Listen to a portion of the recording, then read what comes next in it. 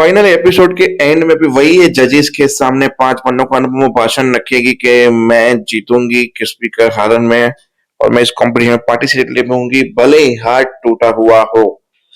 तो बस वो था एंडिंग। आते हैं मुद्दे पे जहां वनराज गया था पाखी के पास।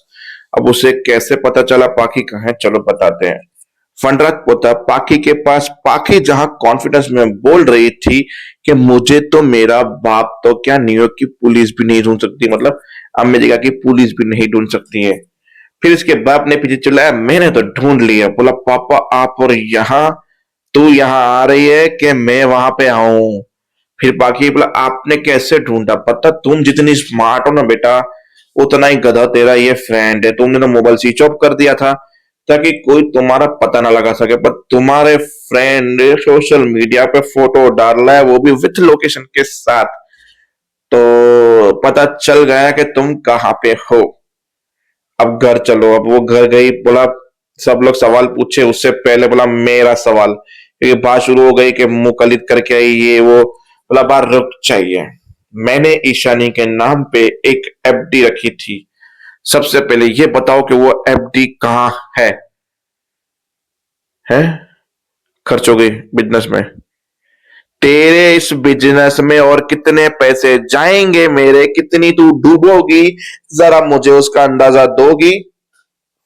बाप जी तुम बिजनेस में कमाती ही क्या हो? आज तक तेरी उससे चवन्नी तो आई नहीं, उल्टा इस बिजनेस में पैसे जाए जा रहे हैं, जाए जा रहे हैं। तुम समझ में भी आ रहा है कि तुम क्या कह रही हो? वो ईशानी के भविष्य और फ्यूचर के लिए तेरे बाप ने पैसे दिए थे, तेरी अय्याशी के लिए नहीं दिए थे। मतलब आप प्लीज, आप तो मुझे ताना दो ही ना, मैं तो कम से कम काम करे, एक वर्किंग वूमन हूं। आपने अपनी जिंदगी में झूले पे बैठने के अलावा, झूला झूलने के अलावा किया ही क्या है? अब ये बात पाखी ने गलत बोली। बाबूजी बोला शराब पाखी, उसने जो किया है ना उसका 1% भी तुम नहीं कर सकती हो, इसलिए उसके साथ कंपैरिजन करना तो बंद कर देना। उसने एक एक पैसा जोड़ के इस घर को सींचा है, ढोले की, और तेरे बाप को पढ़ाया है। मेरे कम कमाने के बावजूद पूरे घर को हैंडल किया है इस औरत ने, इसलिए तुम उसकी तुलना तो करना मत। दोबारा मेरी बीवी की इंसल्ट तो करना भी मत, भूल से भी नहीं। बाबूजी मेरा वो मतलब जो भी मतलब हो, तमीज से पाखी। मतलब बाबूजी भी अब बढ़ गए। फिर किंजल बोली देखो आपके यहाँ जाने के बाद अगर पाखी ये सोच रही कि मैं इंडिया नहीं जाऊंगी, यहीं रहने वाली, तो ये मेरे घर में नहीं रहेगी औरत। बोला ये घर मेरे भाई का भी है भाभी। बोला उसी भाई का है जिस भाई की घर की पूरत मैं करती हूँ, घर मैं चलाती हूँ और पूरा तंत्र मेरे हाथ में है। मैं तुम्हें अलाउ नहीं करूंगी इस घर में। वहां भाई ने बोला जैसा किंजल बोलेगी वैसा ही होगा। किंजल चाहती है कि तुम यहाँ पे नहीं रहो तो तुम नहीं रहोगी पाखी। Dutch is final. बोला लोग शादी के बाद जोरू के गुलाम बनते हैं, तुम्हारा बच्चा हो गया, ये घर भी तुम जोरू के गुलाम हो सीरियसली में?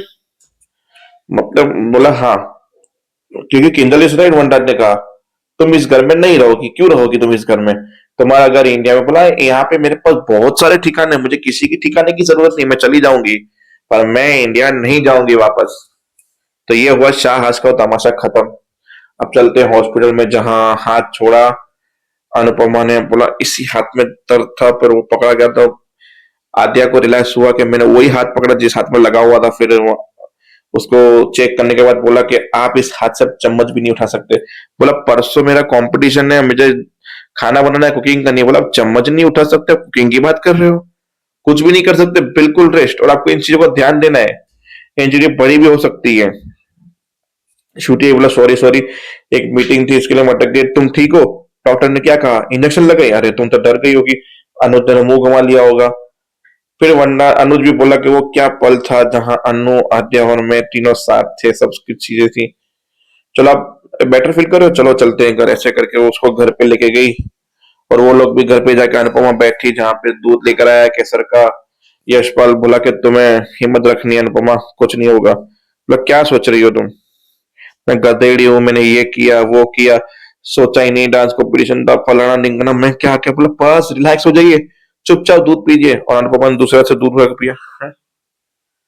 मेरा एक हाथ खराब हो चुका है, दूसरा हाथ तो मजबूत है।